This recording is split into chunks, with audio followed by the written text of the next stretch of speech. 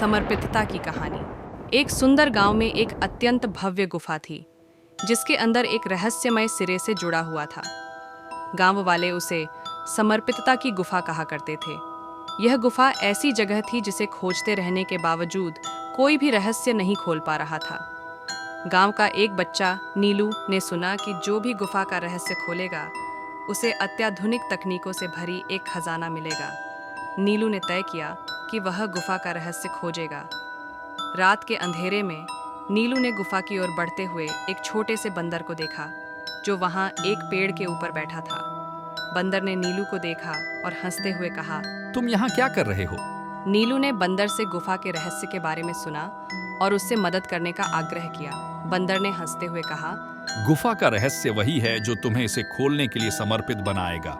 बंदर ने नीलू को एक छोटे से दरवाजे की ओर बुलाया और उसने कहा, तुम्हें यहाँ से बाहर नहीं निकलना होगा जब तक तुम समर्पितता की भावना के साथ नहीं आते। नीलू ने गुफा में समय बिताने का निर्णय किया और उसने समर्पितता की भावना को अपनाया। वह हर दिन गुफा में अपने कौशल को सुधारने का प्रयास करता था। एक दिन नीलू ने गुफा के दरवाजे को खोला और उसे आश्चर्यचकित होकर देखा कि वह अब एक नया उन्नत दरवाजा बना सकता था।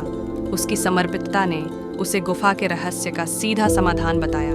गुफा के अंदर खुला हुआ दरवाजा देखकर गांव वाले हैरान हो गए और वहां बैठे रत्नों की राशि देखकर सभी नीलू की कड़ी मेहनत को सराह रहे थे। नीलू ने गांव वालों को बताया कि समर्पितता और कड़ी मेहनत से ही किसी भी रहस्य का हल निकलता है।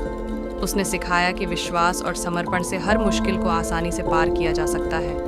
गांव वाले ने नीलू को सम्मानित किया और उसे गांव का हीरा घोषित किया। नीलू ने सिखाया कि समर्पितता और मेहनत से हम किसी भी मुश्किल को पार कर सकते हैं और रहस्यों को भी सुलझा सकते हैं। इस कहानी से हमें यह सीखने को मिलता है कि समर्पितता और मेहनत से हम किसी भी कठिनाई को पार कर सकते हैं। इसके अलावा हमें यह सीखने को मिलता है कि सफलता का अर्थ न केवल सामाजिक स्थिति में होता है, बल्कि व्यक्तिगत विकास में भी है।